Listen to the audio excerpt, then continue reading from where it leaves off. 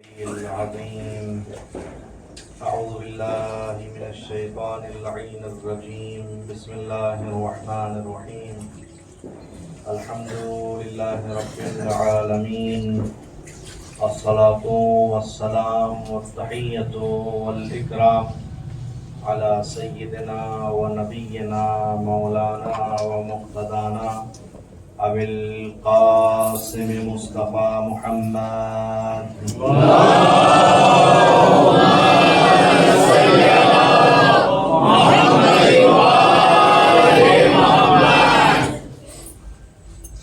وعلى أهل بيته الطيبين الطاهرين المعصومين المظلومين المنتخبين المنتجبين الذين أذهب الله عنهم الرجس وطهرهم تطهيرا. اللهم صل على محمد وآل محمد. ولعنة الله على أعدائهم أجمعين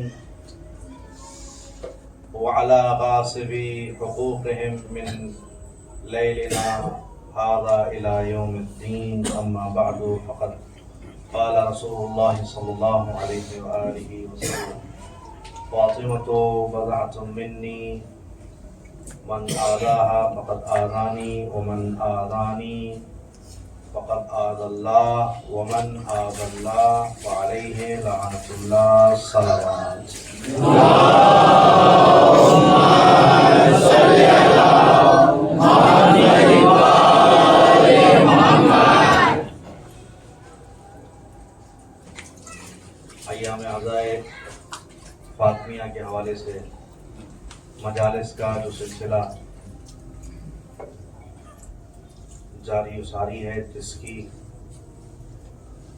آخری مجلس، چونکہ چاند ایک دن آگے بڑھ گیا، کل ہوگی انشاءاللہ. خمسے کے اعتبار سے آج 5ویں مجلس ہے، مگر کل شب شہادت آخری مجلس کل بھی منعقد ہوگی انشاءاللہ. اس امید کے ساتھ کہ جس مقصد کے تحت ہم مجالس منعقد کرتے ہیں اسے پروردگار قبول فرمائے. جناب سیدہ کی مقدس ذات، یہاں پہ جگہ خالی رہتی ہے، پیچھے لوگ آتے ہیں ان کو جگہ نہیں ملتی، ادھر دروازہ کھلا ہے، جو پیچھے بیٹھے ہوئے ہیں وہ یہاں پہ بیٹھ رہے ہیں، آگے تشریف لے آئیے. ناظم بھائی آگے بہت جگہ ہے، آگے آئیے آپ. اللہم صلی علی محمد وآل محمد. اتنی بڑی جگہ ہے ماشاءاللہ، پہلے آگے بھرنا چاہیے. یہاں بکنگ سسٹم تو نہیں ہے؟ کہیں کسی کی پیچھے بکنگ ہو تو بولے ہماری بکنگ ادھر ہی ہے. ایک صلوات پڑھیے محمد علیہ محمد.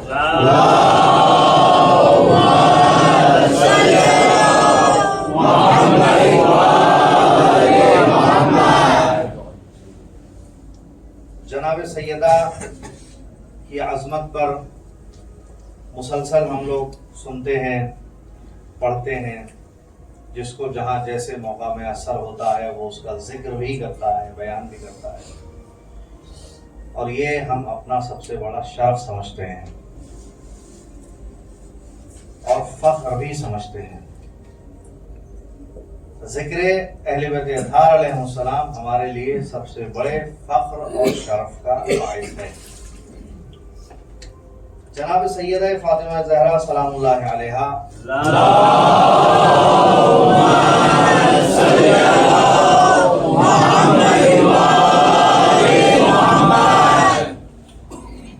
آپ کا ذکر ہم کر رہے ہیں یہاں پر اس وقت، لیکن ہم نے اور آپ نے اور ہمارے معاشرے نے کسی بھی ذکر یا کسی بھی مجلس کی کامیابی اور اس کے ناکامی کا ایک معیار بنا کے رکھا ہوا ہے اپنے حساب سے، جس کا دین سے کوئی لینا دینا بہت دور دور تک نہیں. مجلس کون سی کامیاب ہوئی اور مجلس کون سی کامیاب نہیں ہوئی، اس کا ہم نے ایک معیار اپنے حساب سے رکھا ہوا ہے. جیسے دین کو ہم اپنے حساب سے سمجھتے ہیں، ویسے ہی ہم نے ایک معیار بھی اپنے حساب سے بنا لیا ہے، جس کا اسلام اور دین سے کوئی تعلق نہیں ہے. ایک خطیب جو بہت مجالس پڑھا کرتے تھے،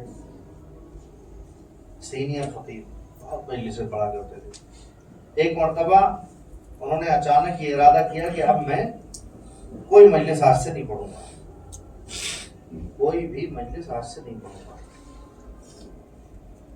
الا یہ کہ میری گفتگو جناب سیدہ سے ہو، میں کچھ کہنا چاہتا ہوں. کوئی وعدہ بھی نہیں لیا مجلس کا، مجلس پڑھنا اسٹاپ کر دیا انہوں نے. سوئے، جناب سیدہ خواب میں تشریف لائے، ہم کلام ہوئے، بات ہوئی. انہوں نے ایک سوال کیا کہ مجھے ابھی یہ جو میں ذہن بنا کے آیا ہوں کہ پڑھوں گا، یہ اس میں سے نہیں ہے، ابھی اچانک ذہن میں آیا اس لیے پیش کر رہا ہوں. کہا کہ میں یہ چاہتا ہوں، سوال کیا کیوں نہیں مجلس پڑھ رہا، کیوں ایسا ارادہ کر لیا کہ مجلس نہیں پڑھو گے. کہا میں یہ چاہتا ہوں جناب سیدہ، آپ یہ بتائیے کہ آپ کو سب سے زیادہ کون سی مجلس پسند ہے. جنہوں نے سوال کیا ہے جناب فاطمہ زہرا سے کہ بی بی آپ کو کون سی مجلس سب سے زیادہ پسند ہے، تو انہوں نے کہا کہ میں ہر مجلس میں جاتی ہوں، مجھے سب مجلسیں پسند ہیں. یہ آپ نے سن رکھا ہے کہ جناب سیدہ مجلس میں کہاں بیٹھتی ہیں، کس جگہ آ کے بیٹھتی ہیں، معلوم ہے نا. جب انہوں نے اصرار کیا تو جناب سیدہ نے ایک ایڈریس بتایا.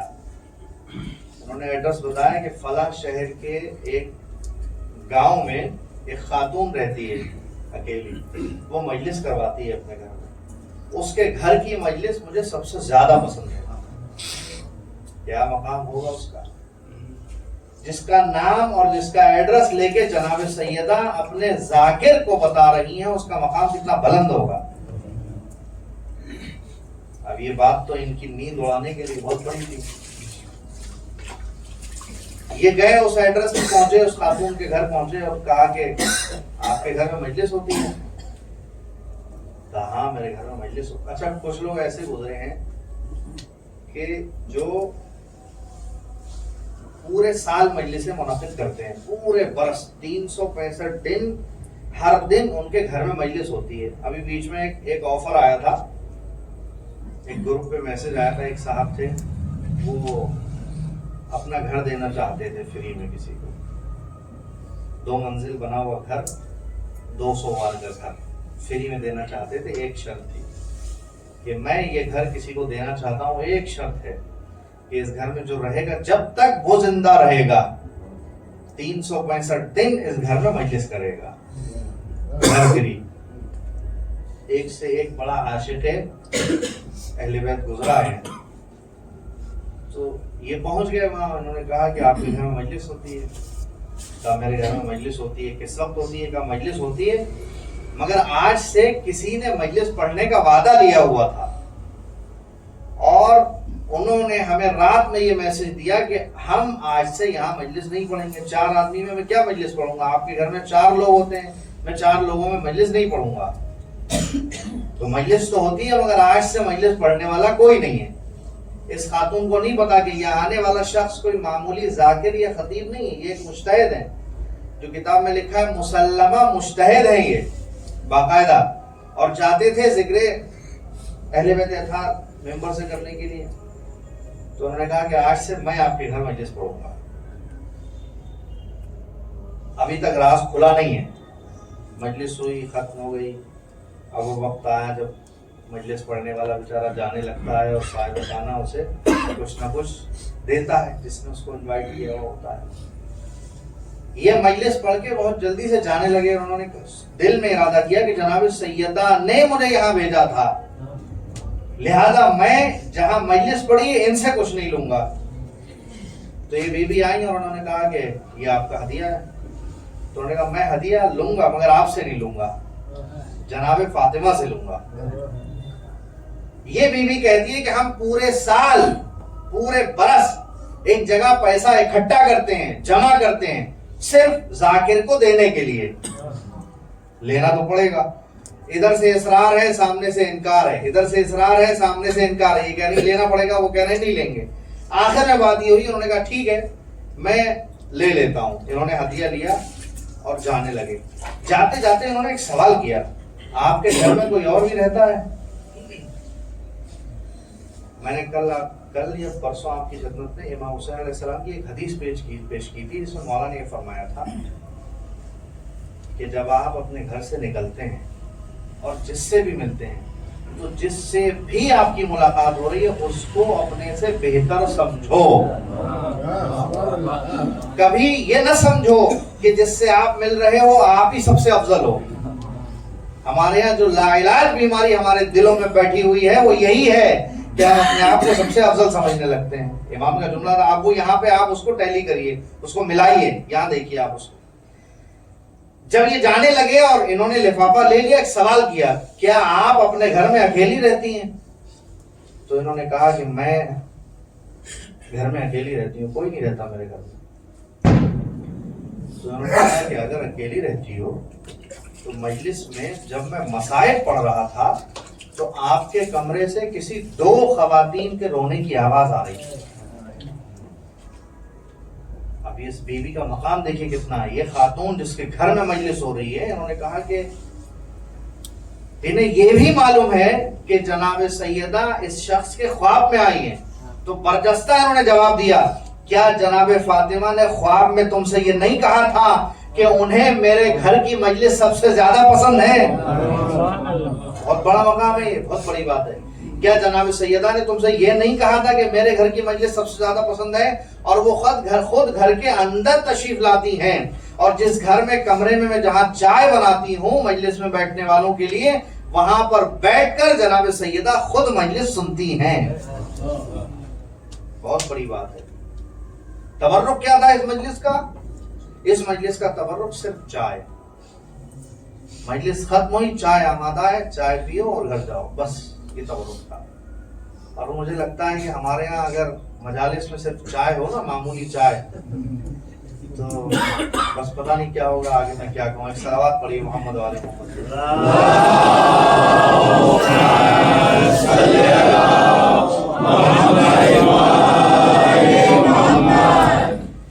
مجلس کی کامیابی کا جو معیار ہے وہ صرف آپ کا خلوص ہے، صرف آپ کا خلوص، بس صرف آپ کا خلوص ہے۔ اور خلوص دونوں طرف سے ہے، خلوص پڑھنے والے کا بھی ہے اور خلوص بیٹھنے والوں کا بھی ہے اور خلوص بانیان مجلس کا بھی ہے۔ ہر کسی کے خلوص کی آزمائش ہے۔ وہ الگ بات ہے، ایک ذاکر آگے مجلس پڑھتا ہے، آپ کو اس کا خلوص نہیں پتہ چلے گا، اب نہیں معلوم کون خلوص میں ہے کون خلوص میں نہیں ہے، لباس میں کچھ نہیں دکھتا ہے، لیکن اللہ کو سب دکھتا ہے، اللہ کو سب دکھتا ہے۔ کون لفافے کی مجلس پڑھ رہا ہے، لفافے کی وجہ سے مجلس پڑھ رہا ہے، کیا حساب کتاب ہے، یہ اللہ سے تو کوئی بھی نہیں چھپا سکتا۔ خلوص معیار ہے ہماری اور آپ کی مجلسوں کی کامیابی کا۔ مجلس میں کتنا شور ہوا، مجلس میں کتنے لوگوں نے گھٹنے کے بل کھڑے ہو کے آ اور واہ کیا، مجلس میں تعداد کتنی زیادہ تھی، مجلس میں تبرک کتنا زیادہ بھاری تھا، یہ ہمارے اور آپ کے بنائے ہوئے معیار ہیں مجلس کے کامیابی کے۔ ایک بچہ گھر میں جا کے اپنی ماں سے بتاتا ہے مجلس میں گیا تھا، ماں اگر پوچھتی ہے کہ بھی مجلس میں گئے تھے کیا سنا تھا، بولا مجلس میں مزہ تو سب کو بہت آ رہا تھا مگر یاد کچھ نہیں رہا۔ لوگ بتاتے ہیں مجلس بہت ٹاپ کی تھی، بہت بڑھیا مجلس تھی مگر یاد کچھ نہیں رہا۔ تو آپ مجلس میں ہیں تو ایک بات تو چھوٹی سی کم سے کم یاد رہ جانا چاہیے۔ تو مجلس، بہرحال یہ بات جو میں آپ سے کر رہا ہوں، میری ہر وہ بات جو میں آپ سے کر رہا ہوں میں بھی خود اس کے اندر شامل ہوں۔ کوئی نصیحت اگر کوئی واعظ کسی کو کرتا ہے تو وہ اس کے اندر خود بھی شامل ہوتا ہے، ہر بات کے اندر وہ خود اس کے اندر شامل ہے۔ جناب سیدہ فاطمہ زہرا جن کا اتنا بڑا مقام ہے،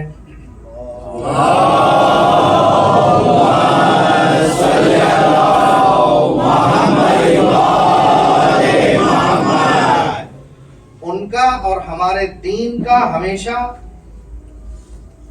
ساتھ ایسا ہے کہ اگر جناب سیدہ کو تھوڑی دیر کے لیے ہمارے دین سے باہر صرف تصور کریے تو ہم پورے بے دین نظر آتے ہیں۔ ہم پورے بے دین نظر آتے ہیں. یہ ساتھ ہے. کیسا ساتھ ہے؟ ساتھ کے لیے عربی میں لفظ مع استعمال ہوتا ہے، اس کے بہت سارے میننگ ہیں. اللہ قرآن میں کہتا ہے انا معکم، آیت ہے قرآن کی وَهُوَ مَعَكُمْ أَيْنَمَا كُنْتُمْ، تم جہاں بھی ہوگے، جہاں بھی آپ ہوں گے وہ آپ کے ساتھ ہے. وَاللَّهُ بِمَا تَعْمَلُونَ بَصِيرٌ، اور تم جو کچھ بھی کر رہے ہوگے اللہ تمہارے اعمال کو دیکھ رہا ہے. ایک یہ ساتھ ہو گیا. ایک یہ ساتھ ہو گیا کہ میں آپ سے کہوں کہ انا معکم، میں آپ کے ساتھ ہوں، آپ کا دوست ہوں. ایک وہ ساتھ ہو گیا کہ کوئی انسان کسی کے ساتھ وقتی طور پر گاڑی میں کھمبات سے احمد آباد جانے کے لیے اس کے ساتھ سواری میں بیٹھا ہے، یہ یہاں سے وہاں تک کا اس کا ساتھ ہے. تو یہ جو ساتھ ہے یہ اس کا فزیکل ساتھ ہے، نہ اس کا اس کے ساتھ مزاج ملتا ہے، نہ یہ اس کی طبیعت سے واقف ہے، نہ وہ اس کی ہمدردی کرے گا، نہ وہ اس کی رہنمائی کرے گا، نہ وہ اس کی نگرانی کرے گا، نہ وہ اس کا کوئی خیال رکھے گا. تھوڑی دیر کا ساتھ ہے، منزل پہ پہنچے ساتھ ختم ہو گیا. ایک دوستی کا ساتھ ہے، میں کہوں کہ میں آپ کے ساتھ ہوں. یہ کون سا ساتھ ہے؟ یہ ساتھ ہے کہ میں آپ کے ساتھ ہوں، میں فزیکل بھی آپ کے ساتھ ہوں، میں جسمانی طور سے آپ کے ساتھ ہوں، میں آپ کی ہمدردی بھی کروں گا. ایک وہ ساتھ ہے کہ اللہ قرآن میں کہہ رہا ہے کہ میں تمہارے ساتھ ہوں. وہ اپنے بندوں کے ساتھ ہے. جہاں جہاں اس دنیا میں اس کی بنائی ہوئی دھرتی پہ تم جاؤ گے وہ تمہارے ساتھ ہے اور وہ تمہیں دیکھتا رہے گا. یہ کون سا والا ساتھ ہے؟ جسم تو رکھتا نہیں ہے اللہ، ہم تو جسم کے قائل نہیں ہے، اللہ جسم نہیں رکھتا ہے. یہ کون سا والا ساتھ ہے؟ یہ نگرانی والا ساتھ ہے کہ وہ تمہاری نگرانی کرتا رہے گا، وہ ہمیشہ تمہارے اوپر نظر رکھے گا، ہر ایک ایک حرکت تمہاری اس کے علم میں رہے گی کہ تم نے کب کیا کیا، کب تم کرنے کا پلان بنا رہے ہو، کب کہاں جا رہے ہو، کب کس کے ساتھ کوئی گھوٹالا کرنے والے ہو، کب کون سی نیکی کرنے والے ہو. یہ سب کچھ اس کے قدرت کے علم میں رہنے والا ہے، اللہ کے علم میں رہنے والا. یہ ایک ساتھ ہے. ایک وہ ساتھ ہے کہ جو پیغمبر نے آواز دے کے کہا تھا الحق مع علی وعلی مع الحق، حق علی کے ساتھ ہے اور علی حق کے ساتھ ہے. یہ کون سا والا ساتھ ہے؟ یہ طبیعت والا ساتھ ہے، یہ مزاج والا ساتھ ہے، یہ مشیت والا ساتھ ہے. یہ وہ ساتھ ہے کہ جہاں جہاں حق جائے گا وہاں وہاں علی خود نظر آئے گا، اور جہاں جہاں علی جائے گا تو حق اپنے راستے کو بدل کے علی کے ساتھ چلا جائے گا. پیغمبر نے جب یہ کہا تو کچھ لوگوں نے سوال کیا کہ یا رسول اللہ اگر ہم یہ دیکھیں کہ ایک طرف بہت سارے لوگ جا رہے ہیں اور علی ایک طرف جا رہے ہیں تو کدھر جانا چاہیے؟ آپ نے کہا کہ حق کے ساتھ جانا چاہیے اور حق علی کے ساتھ ہے. اگر ہم دیکھیں کہ امت ساری ایک طرف جا رہی ہے اور علی ایک طرف اکیلے جا رہے ہیں تو کدھر جانا چاہیے؟ تو پیغمبر نے فرمایا جہاں جہاں علی جا رہے ہیں حق علی کے ساتھ جا رہا ہے. ساری امت کو چھوڑ دو، علی کے ساتھ چلے جاؤ. اس لیے کہ حق علی کے پیچھے پیچھے مڑتا چلا جاتا ہے، اور مشیت الہی نے علی اور حق کے ساتھ کو ایسا رکھا ہے کہ اگر علی کسی زندہ لیٹے ہوئے آدمی کو میت کہہ کے خطاب کر دیں اور صرف اللہ اکبر کر دیں تو اللہ کی مشیت بھی اسے میت شمار کرتی ہے، پھر وہ زندہ نہیں رہتا ہے. ایک صلوات پڑھے محمد و آل محمد پر.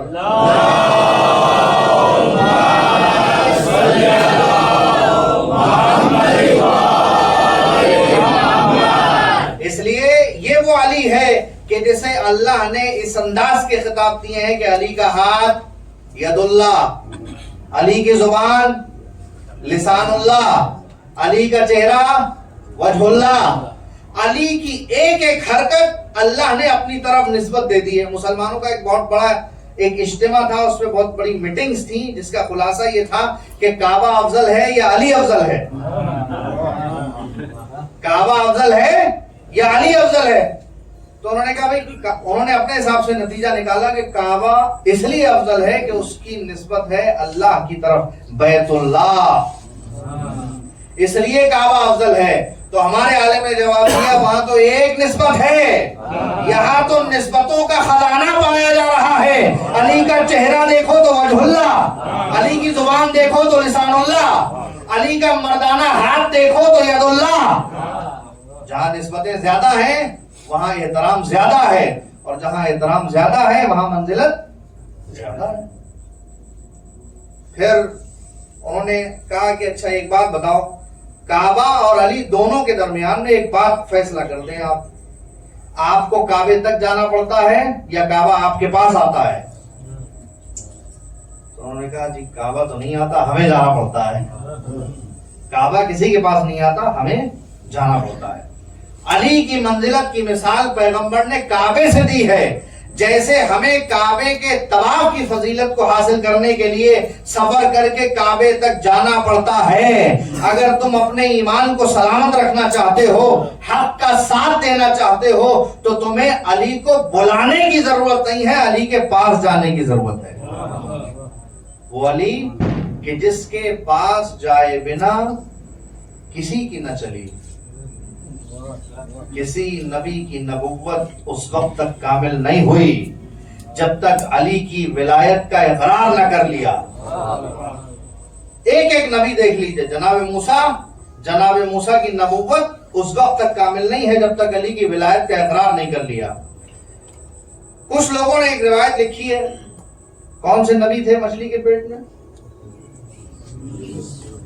جناب ابن متہ، جناب یونس ابن متہ۔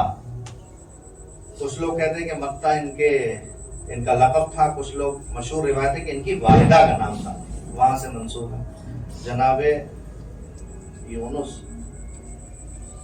جو مچھلی کے پیٹ میں تھے، اب اس روایت میں خود میں بہت بڑا اختلاف ہے کہ نہیں، وجہ یہ نہیں، لیکن کسی نے لکھا ہے کہ جناب یونس کے سامنے امیر المومنین کی ولایت کو جب پیش کیا گیا تھا تو انہوں نے ایک لمحہ توقف کیا تھا، انکار نہیں کیا تھا، ایک لمحہ توقف کیا تھا، سوچا تھا کیا ایسا بھی ہو سکتا ہے میں اس کی ولایت ابھی سے کیسے مان لوں جسے میں نے اپنی آنکھوں سے دیکھا نہیں ہے۔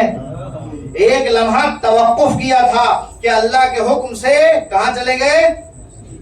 مچھلی کے پیٹ میں چلے گئے۔ کیا کیا تھا؟ توقف کیا تھا۔ اب ذرا سا غور کریے، ایک ایک نبی کی ولایت علی کے اعلان کے اور ایکسپٹ کے بنا جب نبوت کمپلیٹ نہیں ہے تو مسلمان کے ایمان کے بارے میں کیا خیال ہے؟ ہو سکتا ہے کچھ، کیا پتا کچھ لے دے کے سیٹنگ ہو جائے۔ ایک صلوات پڑھیے محمد و آل محمد۔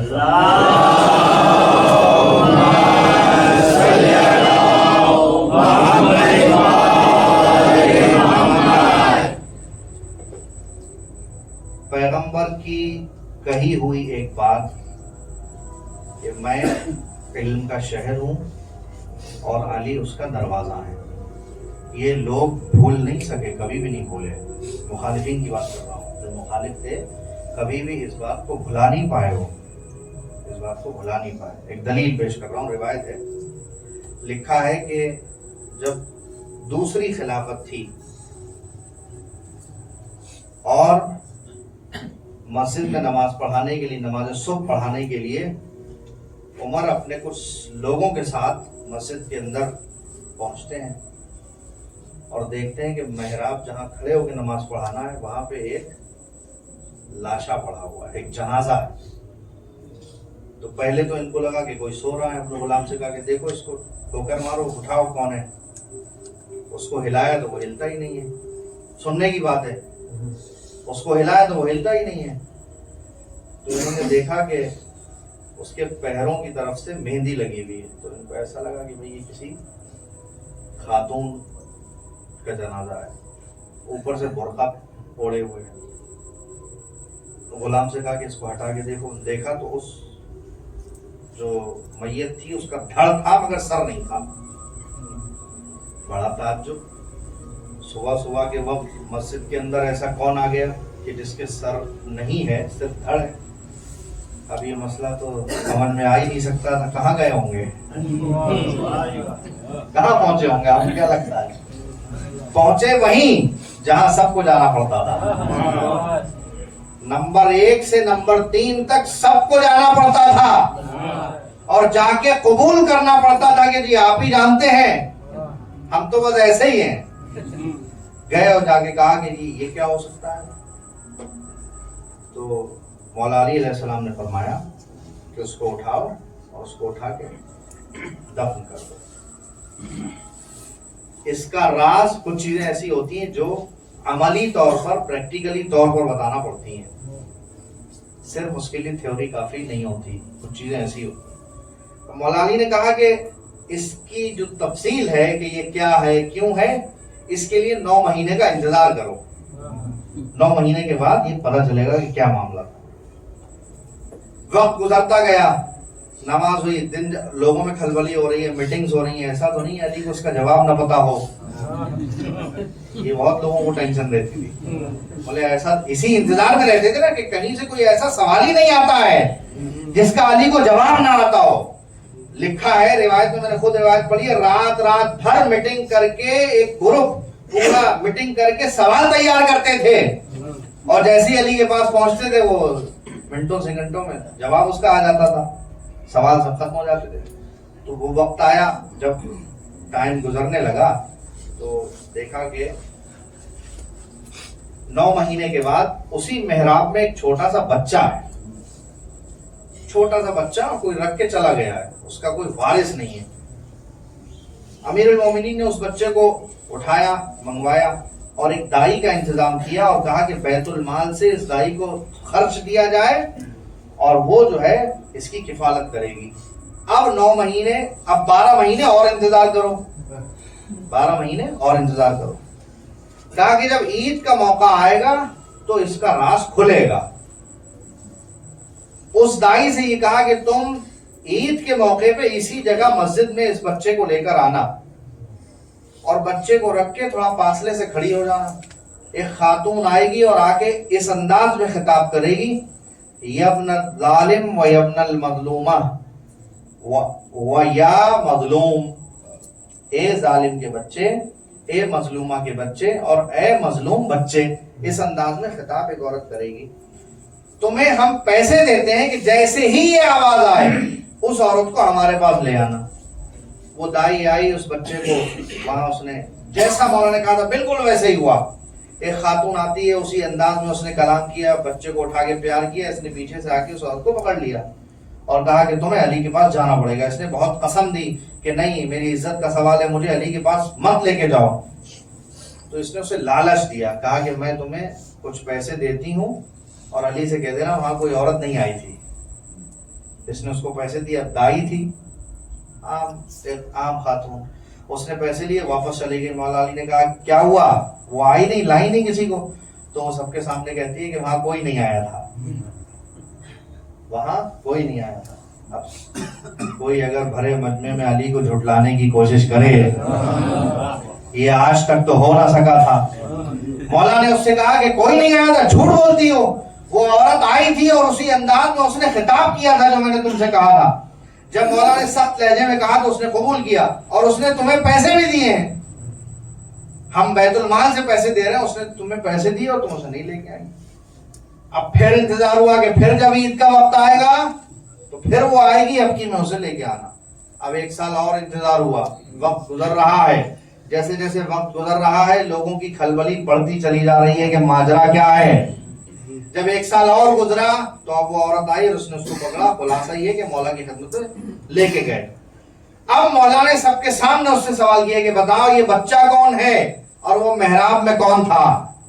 تو اس نے بتانا شروع کیا کہ میں ایک بن ماں باپ کی بچی تھی, ایسے ایسے خاتون مجھے سمجھا کہ میں خلاصہ پیش کر رہا ہوں. اپنے گھر لے گئی اور اس نے مجھ سے کہا کہ تمہاری کفالت ہم کریں گے, تم ہمیں کھانا بنا کے کھلانا, ایک دوسرے کا ساتھ ہو جائے گا, ہم بھی گھر میں اکیلے ہیں. یہ سلسلہ چلتا رہا. پھر اچانک وہ اپنی بیٹی کے بہانے کسی ایک مرد کو گھر کے اندر لے کے آئی جس نے شراب پی ہوئی تھی اور میرے ساتھ اس نے تجاوز کیا اور میری عفت اور عصمت کو پامال کیا.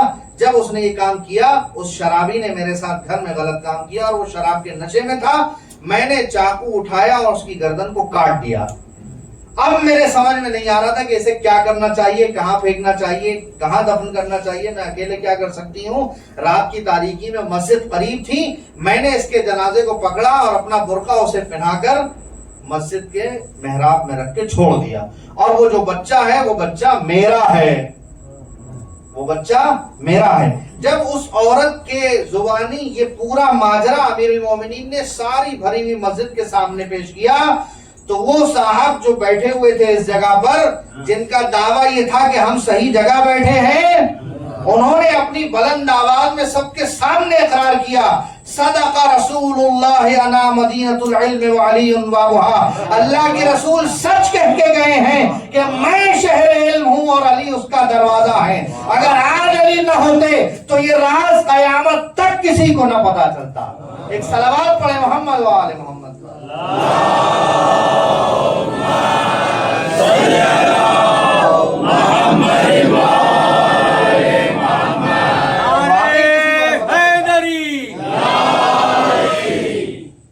کسی کو نہیں پتا چلتا۔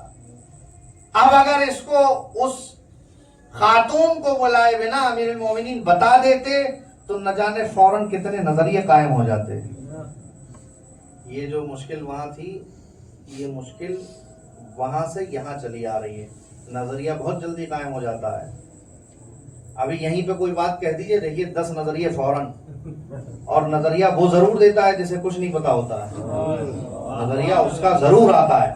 کسی نے بڑی اچھی بات کہی کہ مسجد کا صدر وہ ہوتا ہے جسے اتنا بھی نہیں پتا ہوتا ہے کہ مسجد کے اندر جب گھسیں گے تو داہنا پیر پہلے رکھنا ہے کہ بائنا پیر پہلے رکھنا ہے۔ جو مسجد کے احکام سے واقف نہیں ہوتا اسے مسجد کا صدر بنایا جاتا ہے۔ جو انجمنوں سے، انسانوں کے حقوق سے واقف نہیں ہوتا اسے پکڑ کے لاتے ہیں اور انجمن کا صدر قرار دیتے ہیں۔ یہ بہت افسوس کا مقام ہے، سب جگہ لیکن یہی ہو رہا ہے، سب جگہ یہی ہو رہا ہے۔ اب کیا ہوتا ہے جی؟ ایک صلوات پڑھیے محمد و آل محمد پر۔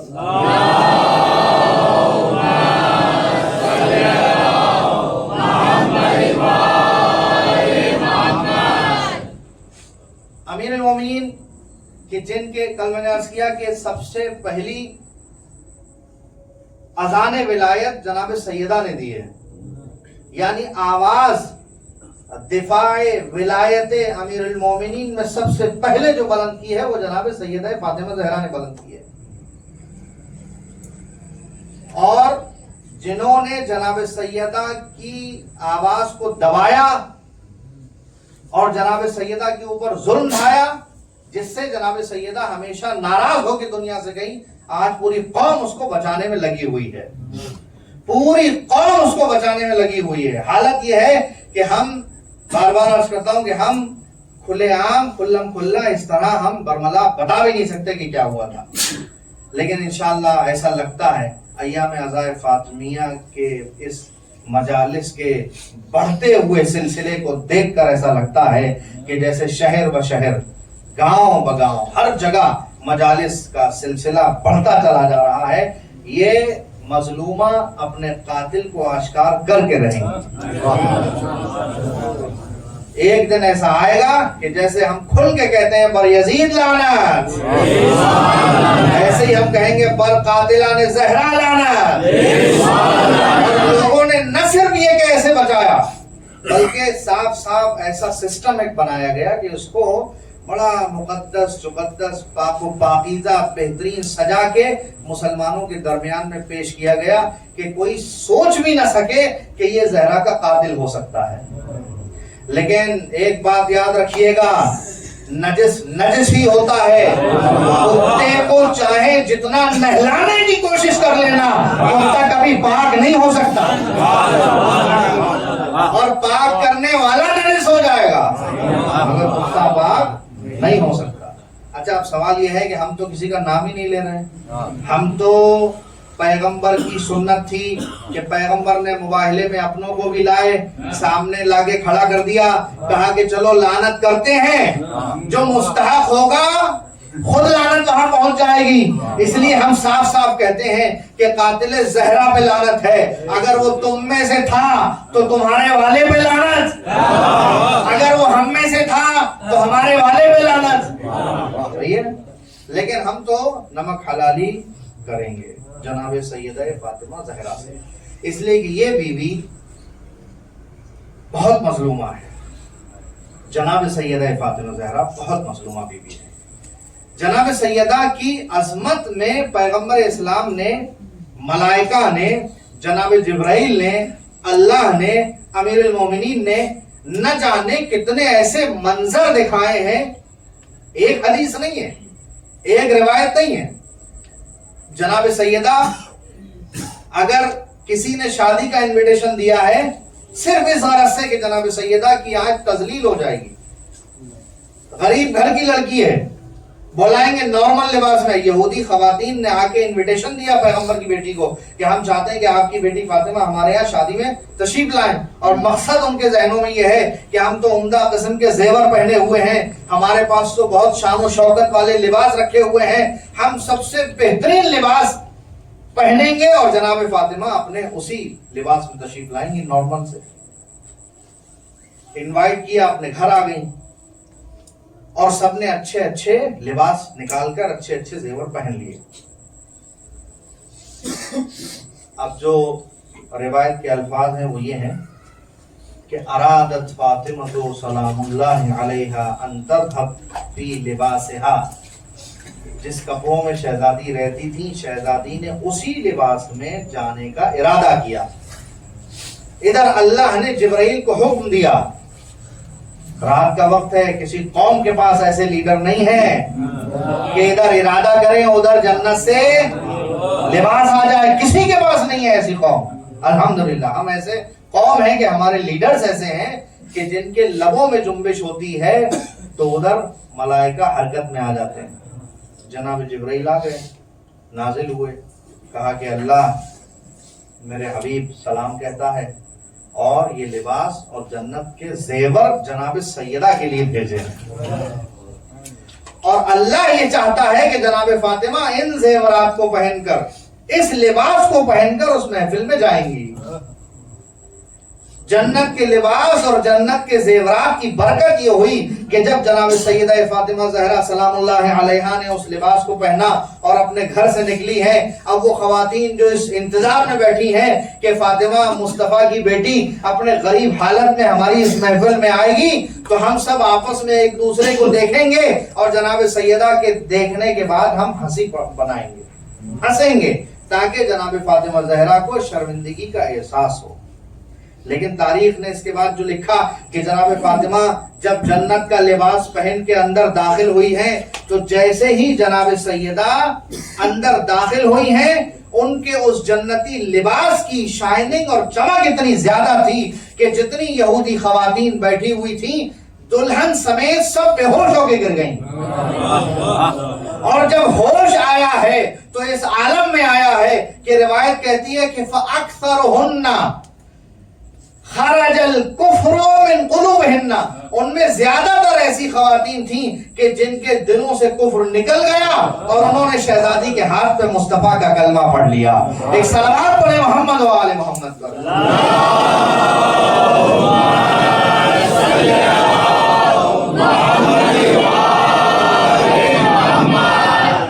मगर अजीजों, जनाब सैयदा जो इतने कमालात का मजहर है, इतने अजायबात, इतने मौजज़ात नबी के घराने से निकलते हैं, नबी की बेटी के हाथ से जाहिर होते हैं।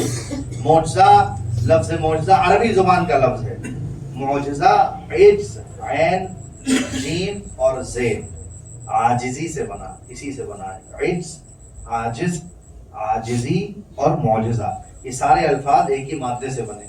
जिसके मीनिंग ये है, जिसके माना ये है, मौजज़ा हर उस काम को कहते हैं कि जिसको अंजाम देने से एक साधारण और नॉर्मल आदमी आजिज हो जाए। यानी अगर पैगंबर अपनी निगाहें उठा के इस दीवार को देखें और वो दीवार अपनी जगह छोड़ के वहां से चल के यहाँ आ जाए तो इसे मौजज़ा इसलिए कहा जाएगा कि ये काम करने से एक नॉर्मल इंसान आजिज है, उस काम को नहीं कर सकता। इसीलिए मौजज़ा नबी और इमाम दिखाता है, आम आदमी मौजज़ा नहीं दिखा सकता। तो मौजज़े को मौजज़ा इसीलिए कहा जाता है कि नबी और इमाम के हुक्म से ऐसी चीजें होती हैं कि जो आम इंसान के बस की बात नहीं है। इतने सारे मौजज़े देखे मगर लोगों को बुग़्ज़ और हसद इतना ज्यादा था कि सारे कमालात देख रहे थे, مگر عداوت کم نہیں ہوتی تھی. سارے فضائل سن رہے تھے مگر دشمنی بڑھتی چلی جا رہی تھی. جناب سیدہ نے ایک دن پوچھا علی میں نے سنا ہے اپنے ذہن کو مدینے کی طرف لے چلیے اور شہزادی کی اس آواز پہ لبیک کہیے کہ جناب فاطمہ علی کو بلا کے کہتی ہیں اے علی میں نے سنا ہے کہ مدینے میں لوگ تمہیں سلام نہیں کرتے. ایک مرتبہ علی نے سر کو جھکا کے جواب دیا کہ فاطمہ صرف اتنا نہیں ہے کہ لوگ مجھے سلام نہیں کرتے، اگر میں لوگوں کو سلام کرتا ہوں تو لوگ میرے سلام کا جواب نہیں دیتے. لوگ علی کے سلام کا جواب نہیں دیتے. ہم نے سنا ہے کہ علی یہودی کے باغ میں کام کیا کرتے تھے. معلوم ہے اس کی وجہ کیا ہے؟ علی مدینے میں اتنے مظلوم ہو گئے تھے کہ کوئی علی کو کام دینے کے لیے تیار نہیں تھا. یہ بہت بڑی مظلومی ہے علی کی کہ کوئی آپ کو کام دینا نہیں چاہتا تھا اور آپ کو ایسا سمجھتے تھے کہ اگر علی سے کوئی کام کروایا تو علی کو اس کام کی اجرت دینے کی ضرورت نہیں ہے. اس لیے مدینے کے باہر دور جا کر آپ کو یہودی کے باغ میں کام کرنا پڑتا تھا.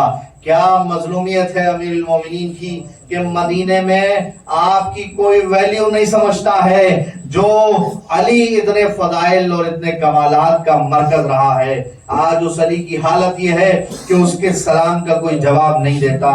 جب جناب فاطمہ نے سنا آپ کو بہت تکلیف ہوئی، آپ کو بہت رنج ہوا، بہت غم ہوا.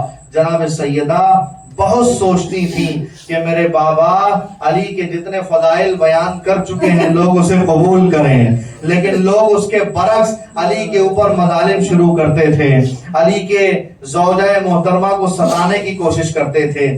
جناب سیدہ اپنے بابا کے گزرنے کے بعد ایک درخت کے سائے میں بیٹھ کے گریا کرتی تھیں تو ظالموں کو وہ بھی گوارا نہیں ہوتا تھا. ارے ظالموں نے وہ درخت کاٹ دیا جہاں بیٹھ کے فاطمہ اپنے بابا کو رویا کرتی تھی. کتنی بڑی مظلومیت ہے شہزادی کی. جناب سیدہ کے مصائب بیان ہو رہے تھے، ایک ذاکر مجلس پڑھ رہے تھے، مجلس میں جناب سیدہ کا ذکر آیا، مجلس تمام ہو گئی، سب اپنے اپنے گھر چلے گئے، لیکن خطیب نے دیکھا کہ مجمع کے درمیان ایک شخص بیٹھا ہوا ہے. مجلس ختم ہو گئی مگر وہ زاروں قطار گریہ کر رہا ہے. ایک مرتبہ اس کے قریب آئے اور قریب آ کے اس سے پوچھا ارے کون سی بات تیرے دل پہ لگ گئی ہے جو تو اتنا گریہ کر رہا ہے؟ ایک مرتبہ وہ کہتا ہے ارے میں ہڈیوں کا ڈاکٹر ہوں، اگر کسی کی ہڈی ٹوٹ جاتی ہے تو اسے کتنی تکلیف ہوتی ہے. ارے فاطمہ کی پسلیاں ٹوٹ گئی تھی، جس کی پسلیاں ٹوٹ جائیں اسے سانس لینے میں تکلیف ہوتی ہے، ارے وہ کبھی سیدھا کھڑا نہیں ہو سکتا. یہی حال فاطمہ کا تھا. شہزادی جب تک زندہ رہی کمر خمیدہ ہو گئی تھی. انا للہ و انا الیہ راجعون. رضم بقضائه وتسلیما لامره الہی بحق زہرا و ابیہا و بعدہا و بنیہا فرمدلہ محمد و آل محمد کے صدقے ہماری اس عبادت کو اپنی بارگاہ میں قبول فرما. یا اللہ محمد و آل محمد کے صدقے ہم میں جو بیمار ہیں شفا عاجل مرحمت فرما، جو برسری روزگار ہیں ان بہترین روزگار میں ترقی اور برکت عنایت فرما، جو بے روزگار ہیں پروردگار انہیں بہترین روزگار عطا فرما، جو مقروض ہیں ان کے قرض کی ادائیگی بحق جناب سیدہ فرما. یا اللہ تجھے واسطہ اہل بیت اطہار علیہ السلام کی عصمت کا ہمارے امام کے ظہور میں تعجیل فرما اور ہمیں حضرت کے غلاموں میں شمار فرما. ربنا تقبل منا انك انت السميع العليم.